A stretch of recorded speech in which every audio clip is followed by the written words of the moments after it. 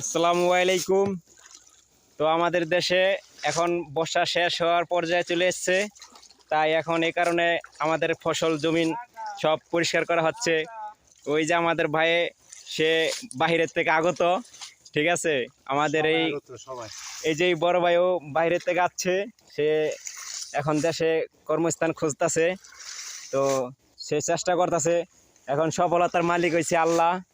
তো জানি না আল্লাহ কতটুক তাগো ভাগ্যে কি লাগছে। তো তারা চেষ্টা চালিয়ে যাচ্ছে। এখন এই যে কি পরিমাণ ঘাস হয়েছে, তো এটা এখন পরিষ্কার করতেছে পানি থাকতে থাকতে। তো পানি থাকতে পরিষ্কার করলে জিনিসটা ভালো হয়, যেরকম পরিশ্রম কম হয়। এই ঘাসটা যেরকম জঙ্গলে ফালাই দিতে পারতেছে। তো অনেক সুবিধা আর কি, পানি থাকতে কাজটা করা অনেক, ক্ষেত পরিষ্কার করাটা অনেক সুবিধা। তো এখানে এখন দেখেন সবাই কাজ করতেছে। ওই যে ওই ভাইও, সে দুবাই থেকে আগত, সে কাতার থেকে আগত, সেও কাতার থেকে আগত।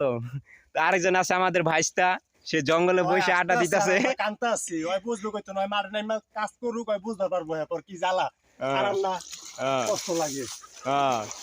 তাই ভাইস্তা এখন ওই জঙ্গলে রেস করতেছে।